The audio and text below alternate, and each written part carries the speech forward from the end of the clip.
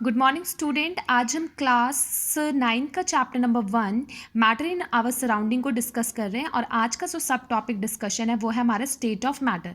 Previous video में मैंने आपसे डिस्कशन कर लिया था कि मैटर किसे कहते हैं, मैटर किससे बना है और मैटर के पार्टिकल जो है उसकी क्या क्या करेक्टरिस्टिक्स है, और मैंने उसमें एक्टिविटीज़ भी आपसे क्या कर ली थी, डिस्कस कर ली थी। आज का जो टॉपिक है हमारे डिस्कशन का वो मैंने आपको अभी भी बताया कि स्टेट ऑफ मैटर है। स्टेट ऑफ मैटर को 5 क्लासेस में डिवाइड किया जाता है। First is the solid, second is the liquid, third is the gas, fourth is the plasma and fifth is the borns-Einstein constants. तो 9th क्लास में जो syllabus के अकॉर्डिंग हम चलते हैं तो स्टेट ऑफ मैटर को बस 3 क्लासेस में ही डिस्कस किया है, वो है सॉलिड, लिक्विड और गैस। तो आज का जो डिस्कशन है वो हमारा डिस्कशन किस टॉपिक पे चल रहा है, सॉलिड के कैरेक्टरिस्टिक्स के ऊपर। अब मैं सॉलिड की बात करती हूँ। यहाँ पर मैंने यहाँ पर एक डायग्राम के माध्यम से आपको समझाने की कोशिश की है कि जो सॉलिड है उसके जो पार्टिकल्स है वो काफ़ी क्या है, क्लोज अरेंज है। यहाँ पर कोई स्पेस नहीं होती, यहाँ पर कंप्रेस आप इजिली नहीं कर पाते, पूरी तरीके से क्या होता है, रिजिड होता है, रिजिड शेप का। रिजिड प्रॉपर्टी को क्या करता है, शो करता है। रिजिड का मतलब सख्त, एक तरीके से ठोस जिसे बोलते हैं। सॉलिड की बात करें तो पहली प्रॉपर्टी है इसका मास क्या होता है, फिक्स्ड, वॉल्यूम भी क्या होती है, फिक्स्ड, और शेप भी क्या होता है, फिक्स्ड। जैसे हमने पढ़ा कि मैटर क्या है, एंड क्या नाम है, जिसका मास और क्या हो, वॉल्यूम हो, उसे हम किसका नाम देते हैं, मैटर का, जो ऑक्यूपाई करता है स्पेस को। तो इसी तरीके से एग्जांपल लेते हैं, एक टेबल है, टेबल का मास है और मास उसके बाद जहाँ पर आपने उस टेबल को रखा उसने क्या किया है, जगह को ऑक्यूपाई कर रखा है, तो वो उसकी क्या है, वॉल्यूम। और जो शेप है वो वैसे का वैसे ही, उसने कोई शेप चेंज तो नहीं कर ली ना। आज आप टेबल बनवा के लेके आपने अपने घर पे रखा तो क्या कल वो क्या नाम है, बाउल बन जाएगा? ऐसा तो नहीं है, वो अपनी शेप को चेंज तो नहीं कर सकता। तो इसका मतलब पहली प्रॉपर्टी हमें ये पता चलती है कि सॉलिड की क्या नाम है, सॉलिड का मास भी क्या होता है, फिक्स्ड होता है, वॉल्यूम भी क्या होता है, फिक्स्ड होता है, शेप भी क्या होती है, फिक्स्ड होती है। अब आते हैं हम सेकंड पॉइंट पे, particles are very closely packed. अभी मैंने आपको यहाँ डिस्कशन में बताया कि इसके जो पार्टिकल्स होते हैं वो क्या है, काफ़ी क्लोजली अरेंज होते हैं। इनके बीच में स्पेस ना होने के कारण इसलिए कैसे पैक्ड होते हैं, क्लोजली पैक्ड होते हैं। Third, inter particles force of attraction are strongest. अगर मान लो इनके बीच में क्या है, स्पेस नहीं है, तो इसका मतलब अट्रैक्शन क्या है, बहुत ज़्यादा और काफ़ी स्ट्रांग है। जैसे एक एग्जांपल लेते हैं, आपका जो क्लोज फ्रेंड होता है, आप उससे हर बातों को क्या करते हो, शेयर कर लेते हो, और धीरे धीरे आपकी जो क्या नाम है फ्रेंड सर्कल है वो जितना बढ़ता जाता है उतनी बातें एक जगह से दूसरी जगह, तीसरी जगह पे पहुंचती चली जाती होती है ना। तो इसका मतलब वहाँ पर बॉन्डिंग क्या होती है, कमज़ोर पड़ जाती है। और अगर मान लो आपका फ्रेंड सर्कल में बस आप और आपका फ्रेंड हो तो उसका मतलब उसकी बॉन्डिंग क्या होगी, स्ट्रांग, क्योंकि वो बात बस आपके और उसके बीच में रहेगी। और अगर सर्कल्स बढ़ता चला जाता है तो बॉन्डिंग क्या होती है, कमज़ोर होती जाती है। तो सेम यहाँ पर भी वही समझो कि इंटर पार्टिकल जो है फोर्स ऑफ अट्रैक्शन काफ़ी स्ट्रांग होता है, क्योंकि ये क्लोजली क्या होते हैं, पूरे के पूरे पैक्ड होते हैं।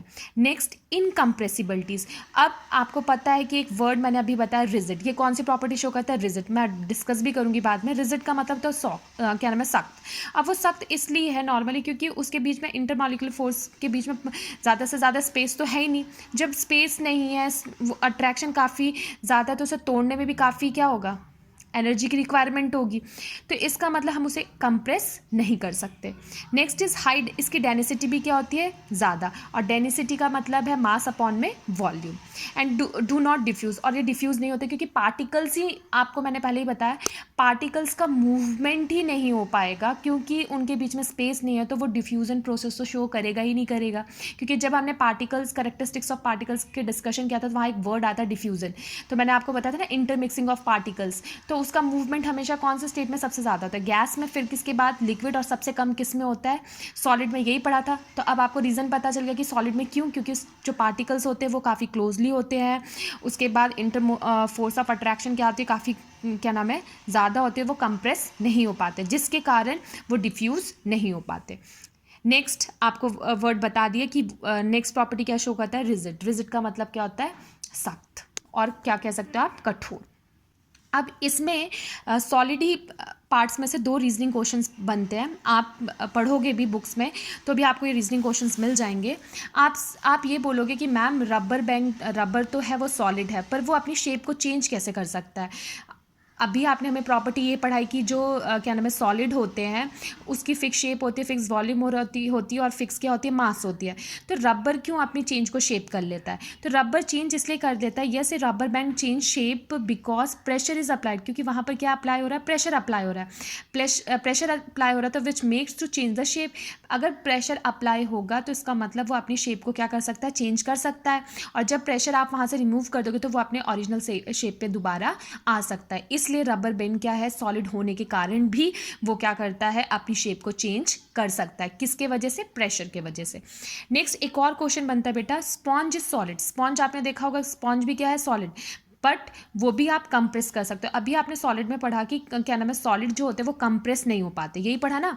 तो स्पॉन्ज जो होता है, जब भी आप स्पॉन्ज को देखते हो तो आप उसमें देखते हो कि स्पॉन्ज के अंदर माइन्यूट छोटे छोटे होल्स होते हैं।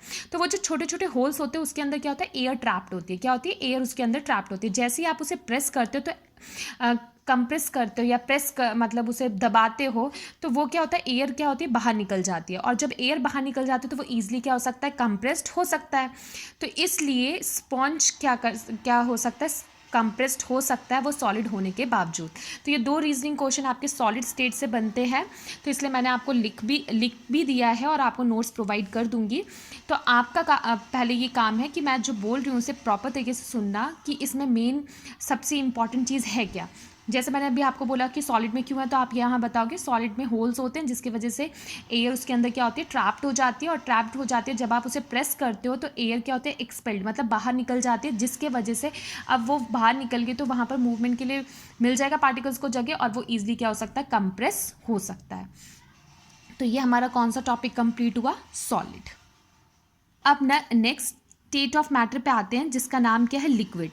लिक्विड अभी आपने सॉलिड में कंपेयर किया कि उसकी फिक्स शेप, फिक्स वॉल्यूम और फिक्स्ड ये होती है, मास होता है ना, मास होता है। पर जब आप लिक्विड में करोगे, नॉट फिक्स शेप, इसकी फिक्स शेप नहीं होती, वॉल्यूम फिक्स्ड होता है। ध्यान से सुनना कि लिक्विड में फिक्स शेप नहीं होती, फिक्स्ड वॉल्यूम होता है। एग्जांपल के लिए अगर आप लिक्विड लेते हो, वाटर लिया आपने, वाटर को बाउल के अंदर डाला तो वो कौन सी शेप को एक्वायर कर लेता है, बाउल की शेप को। ग्लास में डाले तो ग्लास की शेप ले लेता है, बॉटल में डालते हो तो बॉटल की शेप ले लेता है।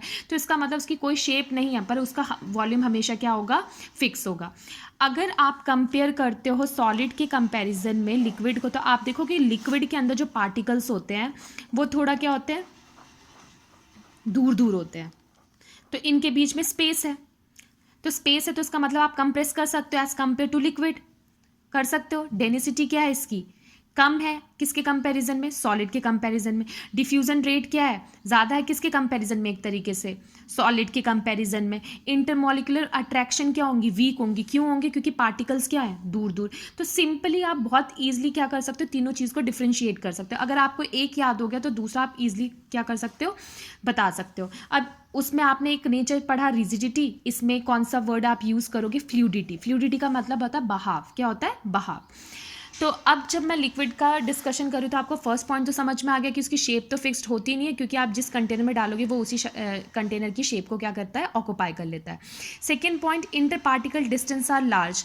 इंटर पार्टिकल्स, इनके बीच का जो डिस्टेंस होता है काफ़ी क्या होता है, दूर दूर होता है, जिसके वजह से आप इसे क्या कर सकते हैं, इनकम्प्रेसिबल, आराम से क्या कर सकते हैं, कंप्रेस कर सकते हो as compare to solid. Density is lower than solid, और इसकी डेंसिटी क्या होती है, सॉलिड के कंपैरिजन में क्या होती है, कम होती है। Inter particles force of attraction are weaker than the solid, और इंटर पार्टिकल्स अट्रैक्शन क्या होती है, वीक क्यों होती है, तो आप यहाँ पर बताओगे क्योंकि पार्टिकल्स क्या है, क्लोजली अरेंज नहीं है, इसके वजह से इनके जो क्या नाम है, अट्रैक्शन ऑफ फोर्स है वो क्या है, वीक है। और ये कौन सी नेचर को शो कर रहा है, फ्लूइडिटी का। अब नेक्स्ट आते हैं बेटा गैस स्टेट पे। जब हम गैस स्टेट की बात करते हैं तो गैस का ना फिक्स शेप होता है ना फिक्स वॉल्यूम होता है। इसके इंटर पार्टिकल्स के बीच में बहुत ज़्यादा डिस्टेंस होता है। बहुत ज़्यादा डिस्टेंस होने के कारण डिफ्यूज़न रेट भी क्या होता है इसमें ज़्यादा, क्योंकि पार्टिकल्स को मूवमेंट करने के लिए क्या होती है, जगह मिल जाती है, और जब जगह मिल जाती है तो डिफ्यूज़न रेट क्या होगा, ज़्यादा होगा। हाई कंप्रेसिबल, और ये क्या होता है, हाईली कंप्रेस कर सकते हो आप। डेंसिटी इज लीस्ट, और डेंसिटी सॉलिड के कंपैरिजन में क्या होती है, बहुत ही कम।